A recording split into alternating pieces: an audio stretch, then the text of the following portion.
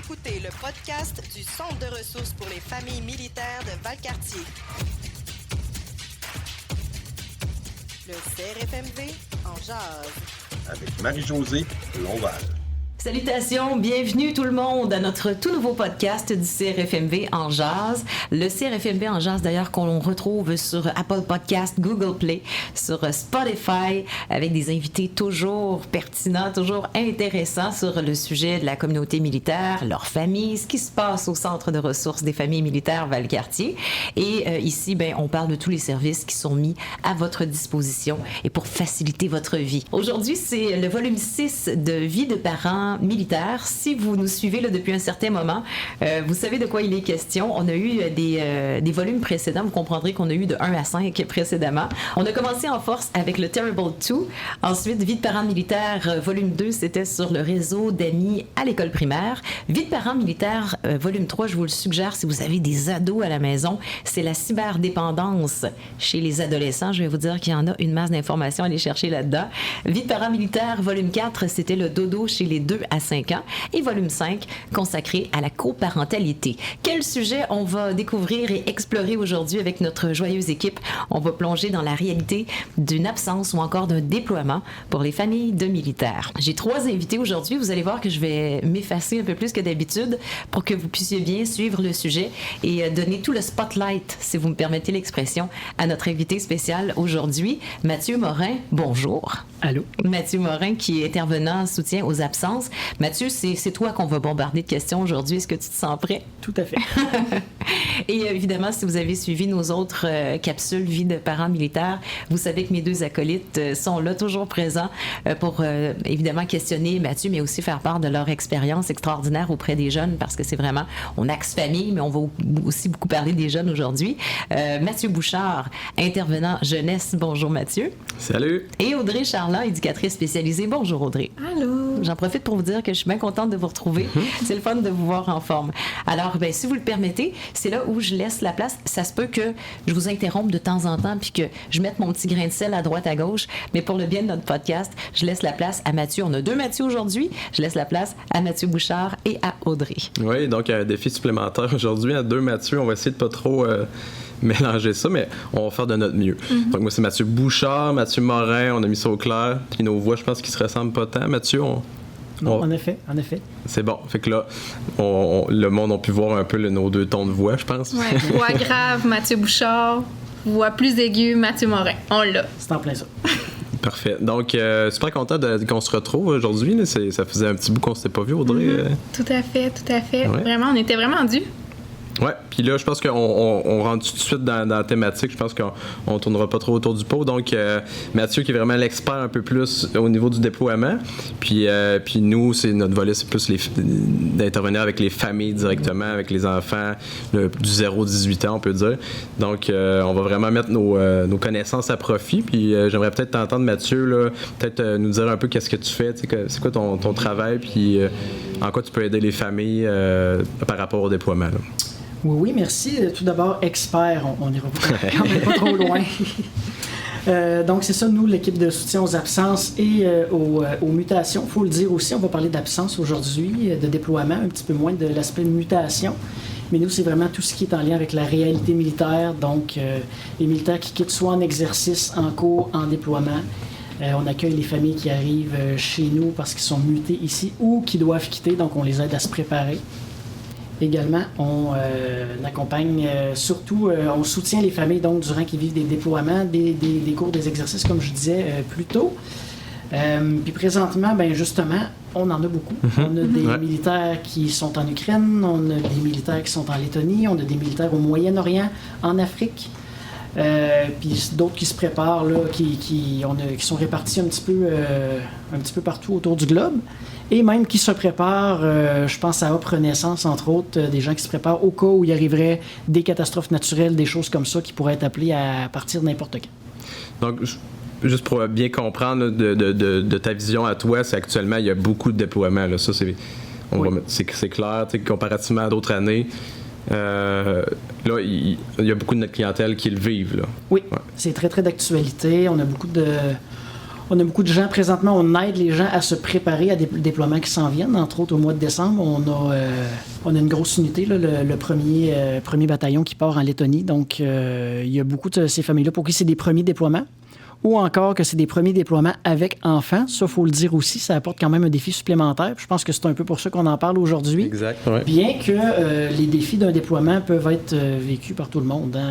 Conjoint, conjointe, sans enfants. Les parents de militaires aussi, que souvent on oublie de mentionner, mais qui sont là puis qui peuvent le vivre aussi de différentes façons. Vraiment. Puis, tu sais, on parle de déploiement aujourd'hui, mais je pense aussi, tu sais, si on peut retenir aussi certaines choses pour ceux qui vivent pas nécessairement un déploiement, mais qui vivent peut-être une absence. Puis là, on parle d'un cours, d'un exercice qui est à un peu plus long terme. Le contenu peut vous interpeller aujourd'hui aussi là, dans ce qu'on va ouvrir. Là. Oui, tout à fait. Moi, dans le fond, c'est certain qu'on va parler de déploiement beaucoup parce que c'est ce qui est long. Donc, 6 mois, c'est quand même pas rien. Mais oui, tout à fait. Là, la base de la préparation à une absence peut aussi bien être pertinente pour un cours, un exercice ou même un militaire qui part en restriction imposée. Donc, c'est-à-dire qu'il est muté dans une autre base au Canada, mais la famille, elle, reste ici à Valcartier ou vice-versa. Donc, dans tous les cas, nous, on traite les absences de la même façon, mais c'est certain qu'un déploiement, ça implique vraiment une absence qui est prolongée, là. C'est-à-dire qu'on ne voit pas papa ou maman à toutes les fins de semaine ou, il ne revient pas après 2 ou 3 mois, là. Puis, à travers tout ça, toi, Mathieu, tu sais, quand tu reçois ces familles-là, quand ils t'appellent justement puis qu'ils vivent ça, est-ce qu'il y a quelque chose, des points clés que tu leur amènes pour les guider et les aider à vivre, en fait, cette absence-là, malgré tout? Oui, tout à fait. Nous, dans le fond, il y a les sessions d'information pour les familles, surtout pour les gros déploiements. Donc, quand il y a plusieurs dizaines, voire centaines de militaires qui déploient sur une même mission, on va faire les sessions d'information pour les familles. Mais ce qu'on aime beaucoup faire chez nous, c'est l'accompagnement personnalisé. Donc, on reçoit les clients chez nous. On peut le faire en virtuel, on peut le faire par téléphone. On aime beaucoup le faire en personne aussi, maintenant que c'est redevenu possible. Donc, on fait vraiment le tour là, de tout ce qui est à vérifier, tout ce qui est à préparer, que ce soit par rapport à la maison, au véhicule, outillé par rapport aux enfants aussi, les réactions qu'ils pourraient avoir. Puis, comme on dit souvent, la préparation d'un déploiement, c'est un marathon. Ce n'est pas un sprint. Et si ça devient un sprint, soit qu'on s'est pris un petit peu trop tard dans notre préparation, ou souvent ce qui arrive, c'est que c'est hors de notre contrôle. Le déploiement a été devancé. Comme par exemple, la gang qui part prochainement en Lettonie était supposée partir en janvier. Ils ont appris qu'ils partaient en décembre, donc nécessairement, ça modifie un petit peu leur plan. Par contre, tout se rattrape, là, tout se fait. On accompagne les familles là-dedans. Donc, le avant, il est important. Là, c'est ce que je comprends. C'est dès que tu sais que ton chum ou ta blonde va être déployé, c'est de commencer à préparer un peu plein de volets, j'imagine. Oui, vraiment, le plus tôt possible, en fait. Ouais. Dès qu'on sait qu'il y a un déploiement qui s'en vient, en fait, qu'il y ait une absence qui s'en vienne ou non, déjà, il y a plusieurs choses qui devraient déjà être prévues, comme par exemple le plan de garde d'urgence pour les enfants. Qu'est-ce que tu veux dire par plan de garde d'urgence? Si jamais je peux pas m'occuper de mon enfant parce que je suis hospitalisé ou que, je sais pas, je vais pas bien, ma santé mentale en prend un coup présentement, il arrive une catastrophe quelconque ou je sais pas, là, je suis pogné en auto dans le trafic, la garderie ferme, il y a eu un accident sur le pont Pierre-Laporte, je pourrais pas aller chercher mes enfants à la garderie, etc. Mais Mathieu, quand tu dis qu'il faut préparer ça à l'avance, est-ce que tu es en train de suggérer qu'à partir du moment où, par exemple, notre conjoint s'enrôle dans les forces, on a déjà un plan au cas où il s'absente, au cas où on soit en difficulté? Ce serait l'idéal. Maintenant, il y a la réalité aussi, il y a la vie familiale, il y a les aléas de la vie quotidienne. Écoutez, moi-même, je suis pas de la région, moi-même, je suis pas militaire non plus, mais on n'en a pas de plan de garde, moi et ma conjointe. Okay. Ça peut être très complexe, là, nous, quand il faut garder les enfants à la maison, qu'on travaille tous les deux. Donc, nous, on comprend totalement là, que c'est pas le cas pour toutes les familles. Donc, il y a l'utopie, il y a la réalité. Souvent, le quotidien d'une famille va se situer entre les deux. Il y a des gens pour qui c'est plus difficile, il y a des gens pour qui c'est plus accessible. Mais oui, donc en général, tout le monde devrait avoir des plans comme ça, mais c'est sûr que lorsqu'on a une réalité militaire, c'est particulier. Donc, c'est de bien connaître les ressources qui sont utiles, comme par exemple ce qu'on offre au CRFMV. C'est quand on a des enfants, de prévoir ce qui pourrait arriver. Et aussi, tout ce qui pourrait arriver d'urgence dans la maison, numéro de plombier, d'électricien, un garage avec qui je fais affaire le plus souvent possible, facile d'accès, des choses comme ça. C'est super intéressant. Puis je me mets un peu à la place de la conjointe ou du conjoint qui vit actuellement le déploiement ou une absence, puis qui nous écoute là.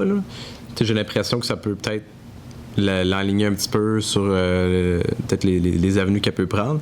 Puis cette personne-là qui nous écoute, dans le fond, j'imagine, dans le meilleur des mondes, il faut qu'elle rentre en contact avec vous. Même si elle se sent bien outillée, c'est-tu quand même conseillé qu'elle rentre en contact avec quelqu'un de ton équipe? Ou, Tout à fait. Puis, en général, le ou la militaire qui déploie doit faire une démarche avec nous. Là. En jargon militaire, on appelle ça un DAG, un VEPP, donc une vérification de l'état de préparation.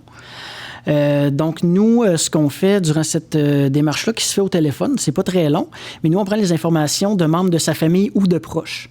Donc, ça peut être les parents, le conjoint, la conjointe, des amis même, les parents du militaire.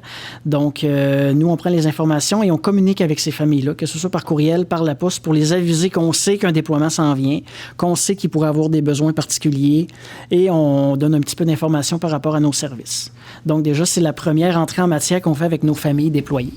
Moi, je suis le genre de personne, quand il faut que j'accomplisse plusieurs affaires. Tu sais, quand tu dis que tu as la tête pleine, là, j'imagine que juste avant que ton conjoint ou ta conjointe s'absente pour, tu disais, 6 mois, je me vois en train de faire 1357 listes différentes, puis de mettre des post-it partout. Je suppose que vous autres, vous êtes mieux organisés que moi, puis que vous avez probablement une marche à suivre. Il doit y avoir un canevas qu'on peut remplir puis cocher. Hey, ça c'est fait, ça c'est fait. Est-ce que ça existe? Oui. On a ça. On a ça. Au secours. On en a au bureau. On en a sur Internet aussi. Donc, sur notre portail web, donc le crfmv.com, dans l'onglet Absence, il y a la fameuse checklist qu'on vend à tous les militaires à qui on parle quand on fait le VEPP. C'est accessible, c'est gratuit. Puis cette checklist-là est importante parce qu'elle permet vraiment de faire le tour là, de tout ce que...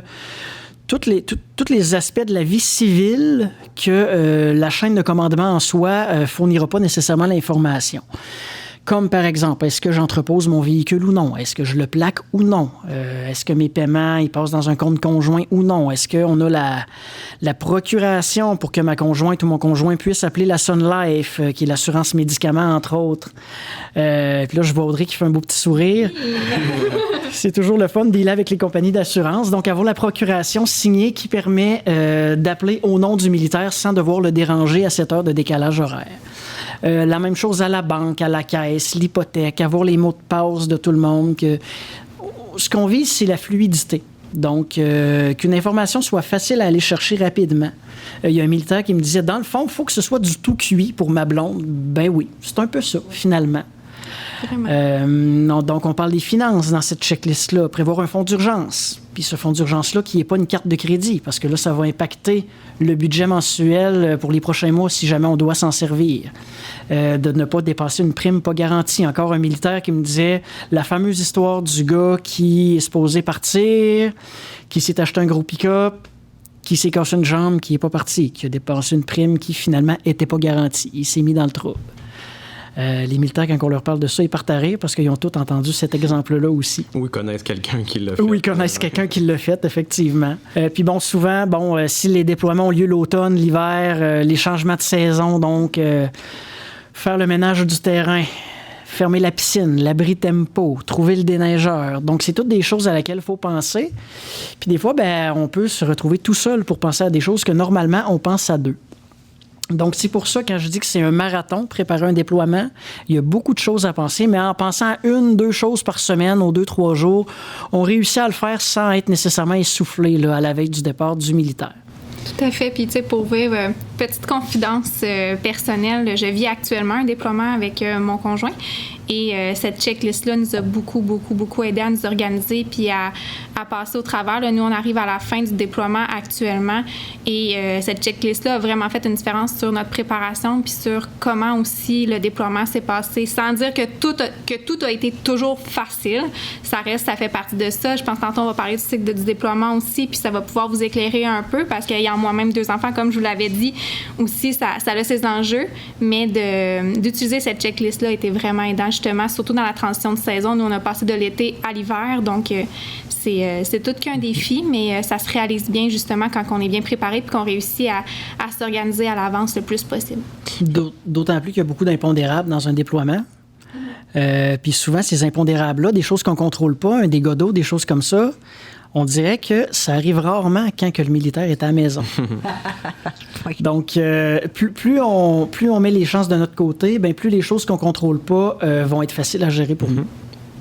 C'est comme, ça me fait penser à la loi de Murphy, dans le fond. Ben oui, c'est ça. Dès que le militaire part, on dirait qu'il arrive plein de situations qui n'arrivent jamais, mais que là, ça arrive. Ben, on en a une collègue dans notre équipe actuellement qui vit un déploiement avec 4 enfants, puis je peux vous dire qu'elle l'a pas facile, puis c'est pas parce qu'elle s'est pas préparée. Donc, mais elle réussit à bien fonctionner quand même, puis tout ça, justement, parce qu'elle a mis toutes les chances de son côté, puis elle était très bien organisée. On se le cachera pas. En fait, c'est plein de super trucs, mais comme tu as dit un peu, ça rend pas le déploiement facile. Je veux dire, ça peut rendre fluide certains passages, certaines choses, mais tu sais, reste que c'est quand même un défi, puis que les impondérables que tu parles, ben, peuvent rendre quand même le tout, tu sais, ultra difficile pour la personne qui le vit. Fait que ça, ceux qui nous écoutent puis qui le vivent, puis qui rushent, puis qui ont toutes fait la liste, ben on vous entend, puis on vous comprend aussi là-dedans. Là.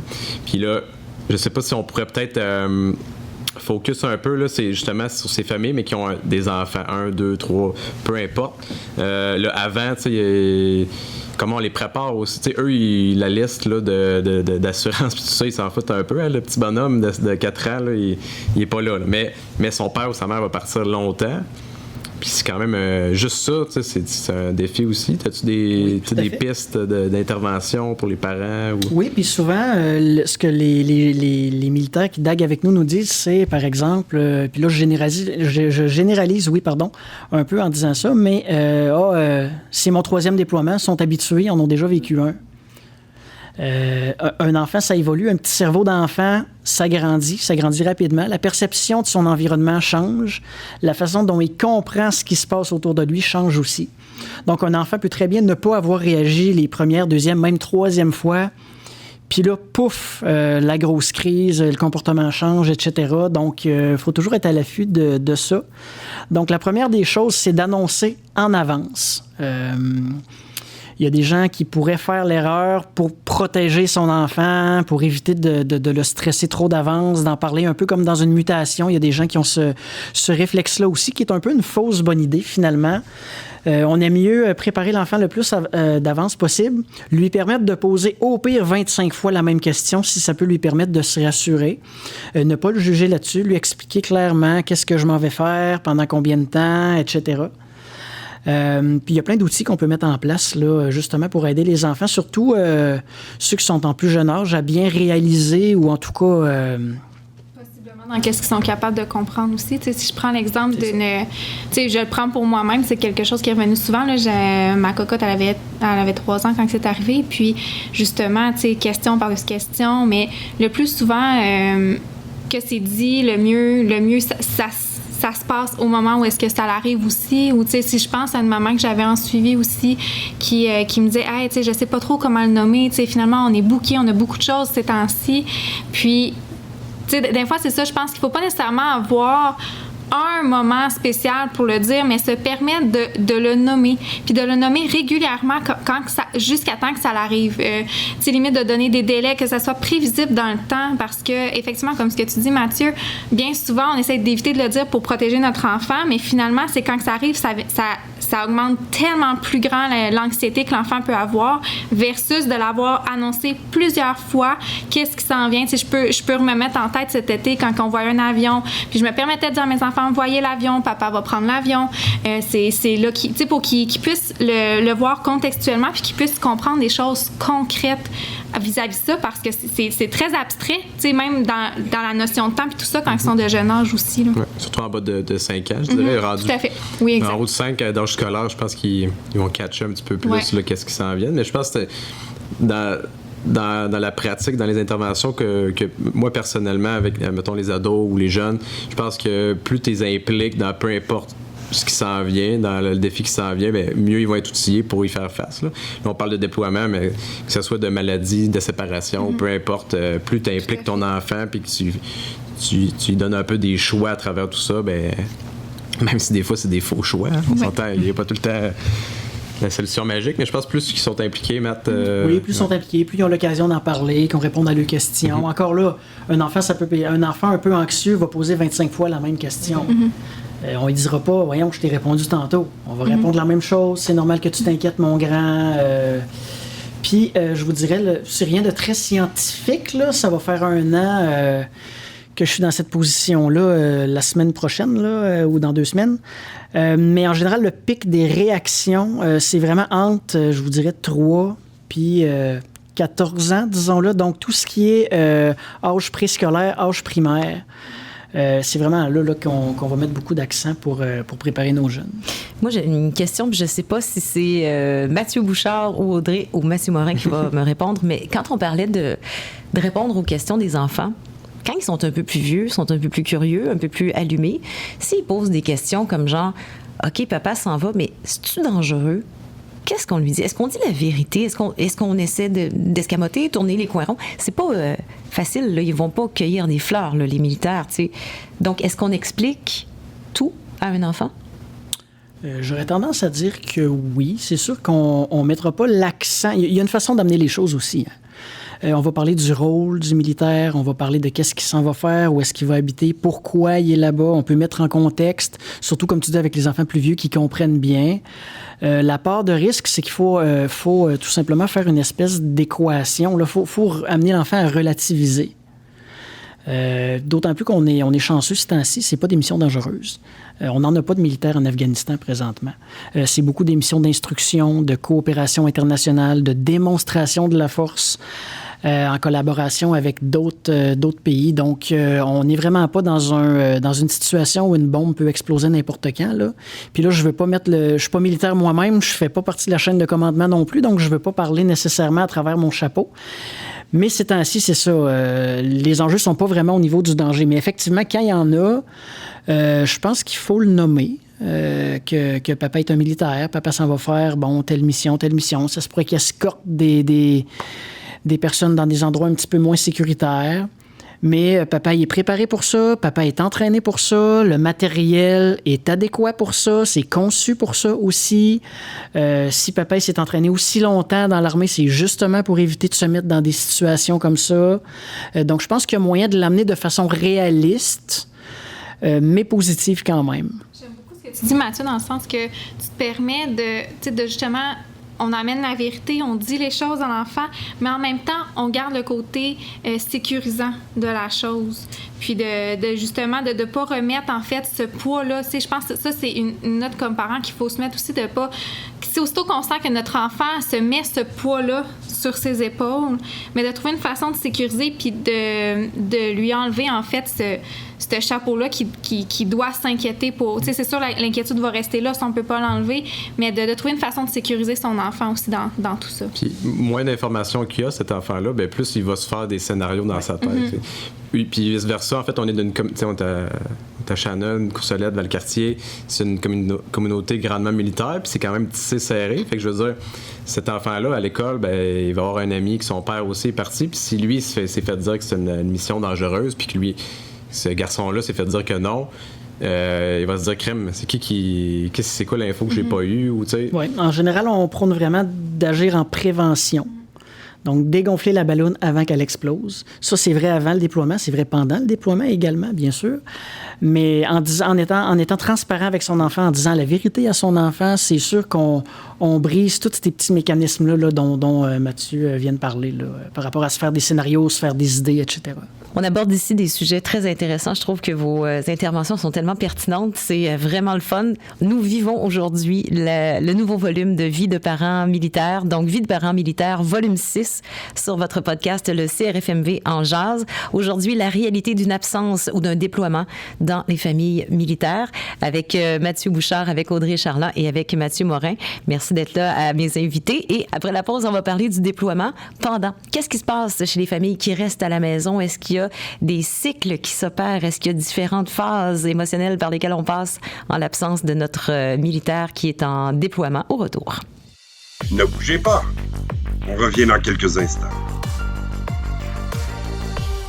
Juste pour jaser, Pour échanger, la vie militaire entre deux bouchées donne l'occasion de vous changer les idées, de parler, de rire, de ventiler. Le deuxième mardi de chaque mois, au Centre de ressources pour les familles militaires Valcartier, participez à un souper qui fait du bien, avec des personnes qui comprennent votre réalité. Parfois, on est 4, des fois 15, et il ne manque que vous. La vie militaire entre deux bouchées. Réservez votre place. 88 844 6060. N'hésitez pas à nous donner 5 étoiles.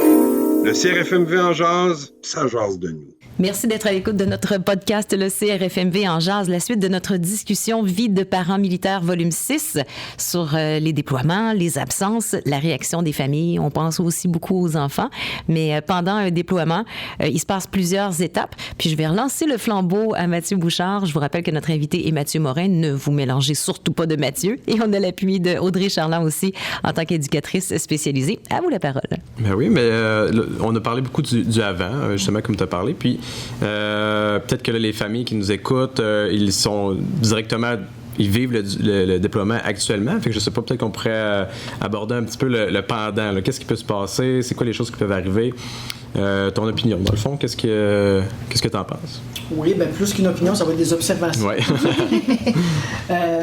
C'est sûr que je reviens un petit peu à l'avant. C'est sûr que quand on se prépare, les familles vont passer à travers ce qu'on appelle le cycle du déploiement. Ça, c'est un modèle là, qu'on utilise beaucoup avec nos familles au centre de ressources.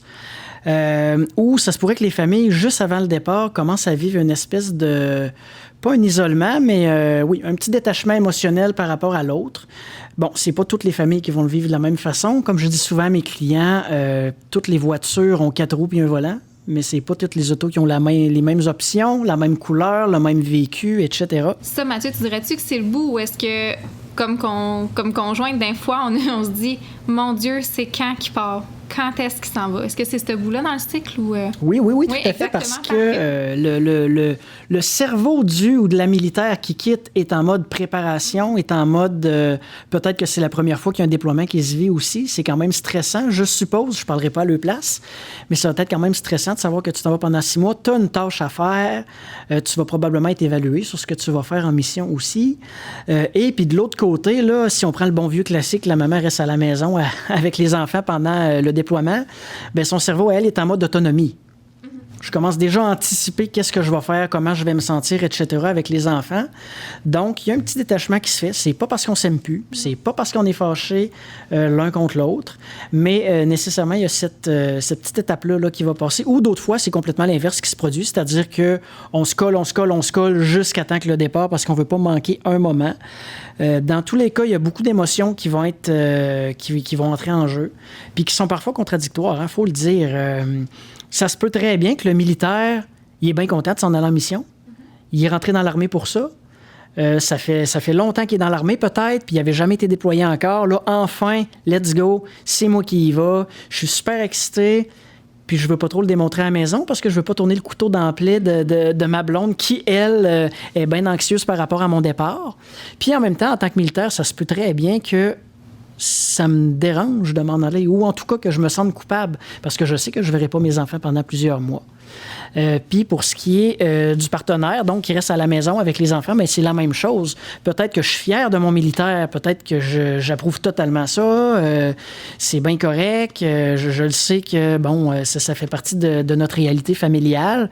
Mais en même temps, ben oui, je vis de l'anxiété par rapport à ce qui s'en vient. Puis peut-être que je doute un peu de mes compétences parentales. Puis peut-être que je sais pas trop vers qui me tourner. Peut-être que j'ai pas beaucoup de réseau dans la région. Donc, c'est tous des éléments stresseurs qu'il faut prendre en considération aussi. Puis en même temps, ben peut-être qu'elle, elle se dit, ouais, je veux pas trop le déranger avec ça non plus pour pas affecter sa préparation.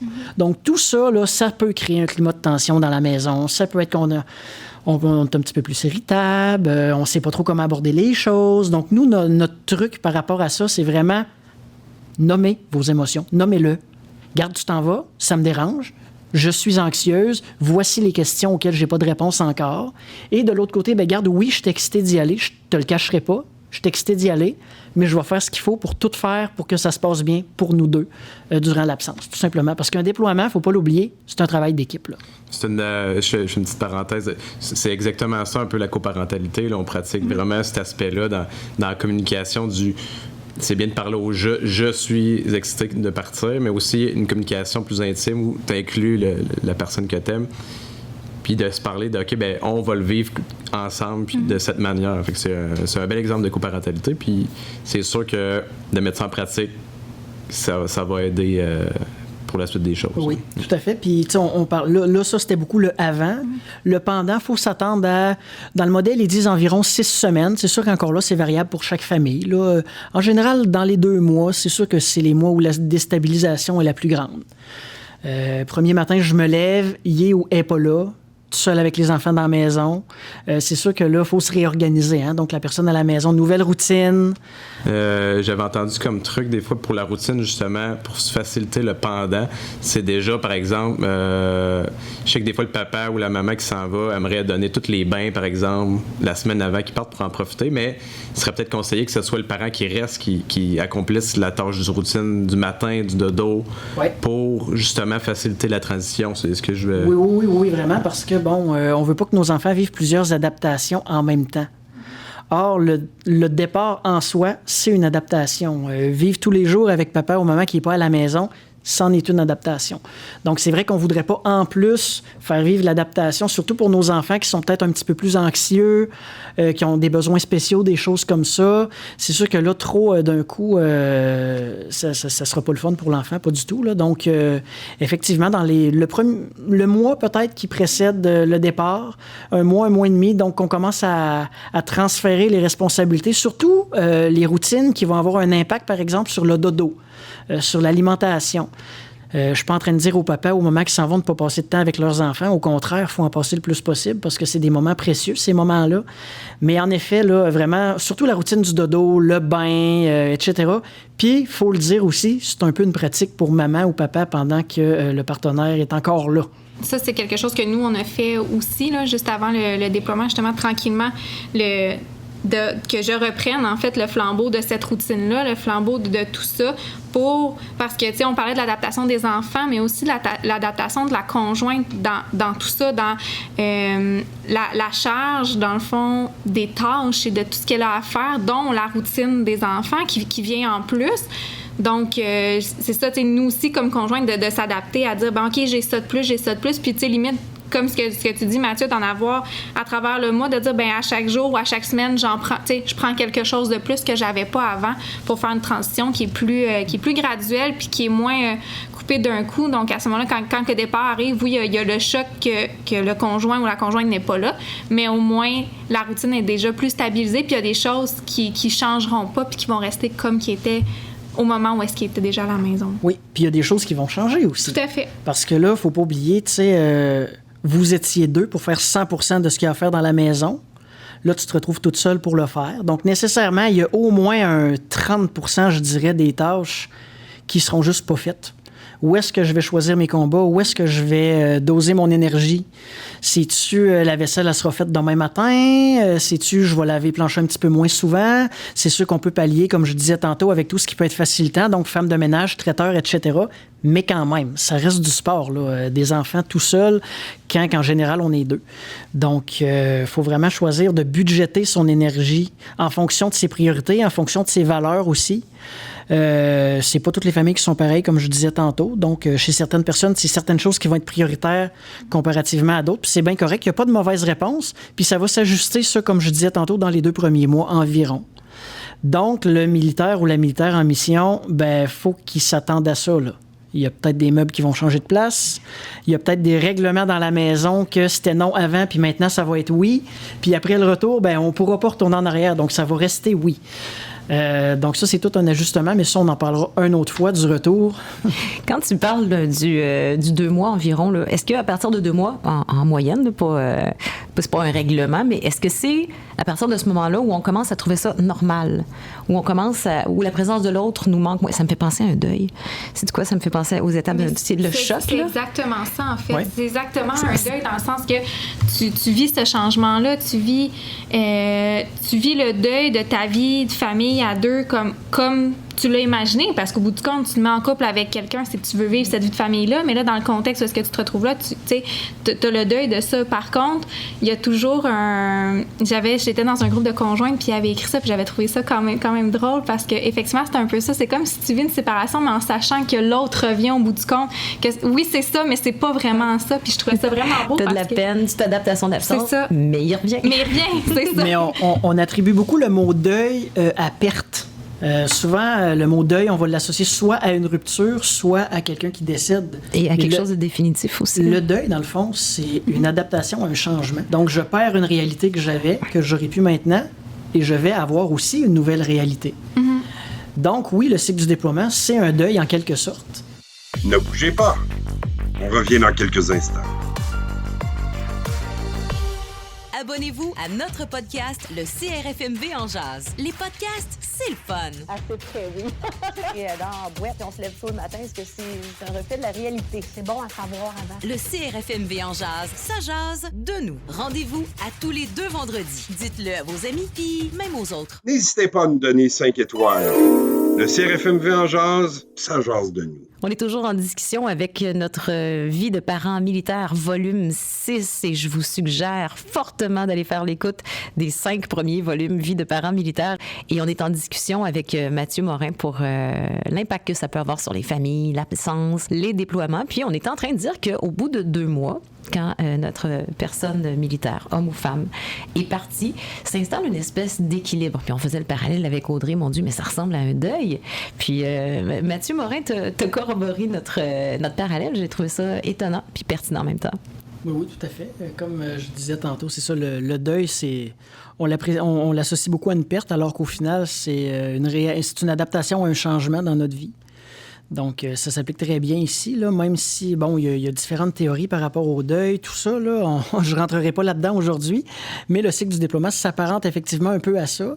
Puis oui, après 2 mois, 6 semaines, là, tout dépendant des familles, il y a un équilibre qui s'installe. Donc, là, je vais dire maman, ça peut être papa à la maison aussi, a mis la maison à sa couleur, ou plutôt a mis sa réalité à sa couleur. Donc, il y a des tâches qui se font, il y en a qui se font moins. On a une nouvelle routine avec les enfants, on a des nouvelles façons de faire. Et puis, on utilise les ressources si on a besoin. On encourage toutes les familles à le faire, là. En général, ça se passe bien, là. Tout à fait. Puis, tu sais, ce moment-là, c'est vraiment ça. C'est comme un moment d'accalmie. D'accalmie dans le sens où tu as pris ton beat, la routine est faite, les enfants sont habitués. Toi aussi, tu t'es habitué. Tu sais, aussitôt que tu t'es organisé au niveau familial sur comment est-ce que tu gères les choses, tu deviens vraiment dans la routine. C'est comme ton nouveau normal, en fait. C'est rendu ta nouvelle réalité. Puis, tu sais, si je pense à moi, à partir du moment où est-ce que ça a été mis, ma femme de ménage a été mis en place, qui, soit dit en passant, mon chum ne voulait pas du tout qu'il y ait quelqu'un qui fasse le ménage dans ses affaires, mais il s'en allait. Fait qu'il n'y avait pas le choix. Hein? C'est ça. Exactement. Donc, ça a été un oui de mon côté. Rendu là, ben, t'es pas là, ben, t'assumes qu'il y en a une. Au pire, elle partira quand tu reviendras. Le traiteur aussi mis en place pour être capable d'avoir de l'aide au niveau de la routine et tout ça. Mais vraiment, c'est ça. C'est que la routine prend son beat. C'est comme ça vient un fleuve tranquille un peu dans tout ça avant que le cycle se poursuive. Puis d'ailleurs, je trouve ça important, ce que tu dis, t'es pas là. Quand on dit l'absent toujours tort, c'est pas oui puis non, là, on s'entend, là. Mais il faut, puis souvent les 3 clés du déploiement, c'est ça, c'est je me fais confiance, je fais ce que je peux avec ce que j'ai, puis je demande l'aide si requis. Puis le militaire, en quittant, assume que son ou sa partenaire va gérer la maison.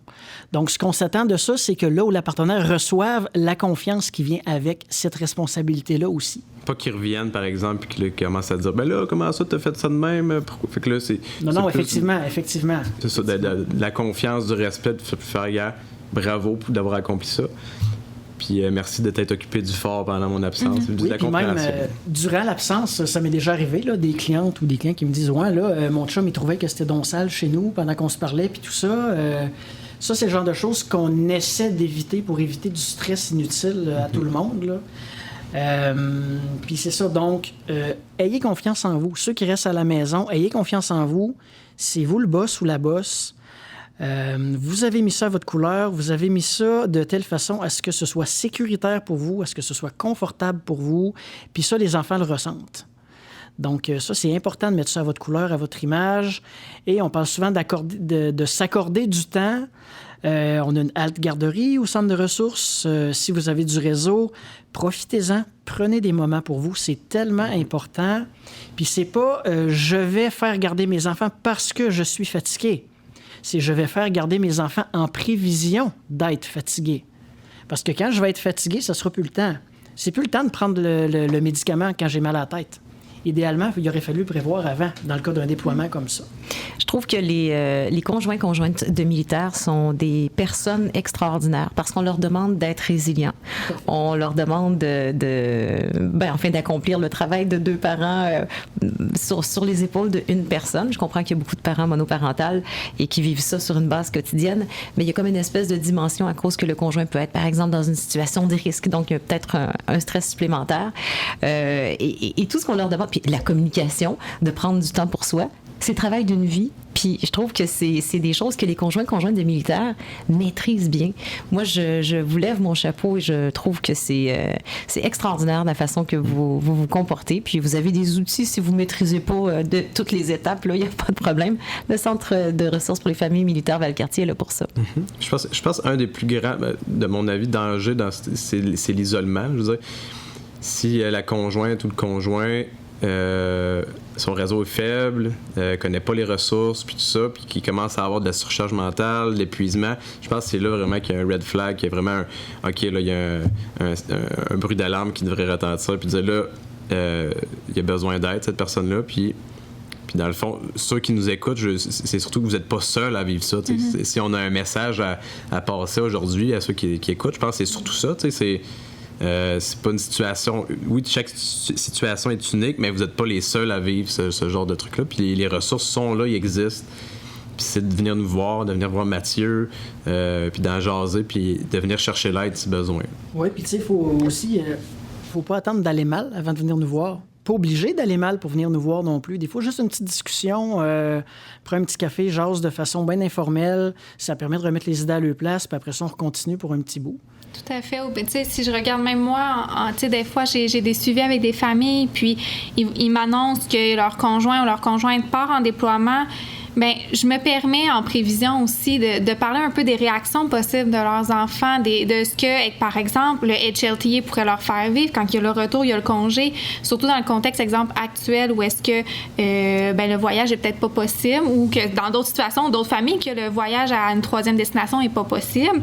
Bien, à ce moment-là, bien, ça emmène d'autres enjeux, d'autres réactions chez l'enfant. Puis juste de prendre conscience de ça, juste de prendre le temps de s'asseoir, puis en prévision un peu, se visualiser sur qu'est-ce qu'on peut faire, qu'est-ce qu'on peut mettre en place et quelles pourraient être les choses ou les événements qui arrivent, mais c'est toujours bien des fois de juste le visualiser en prévention. Là.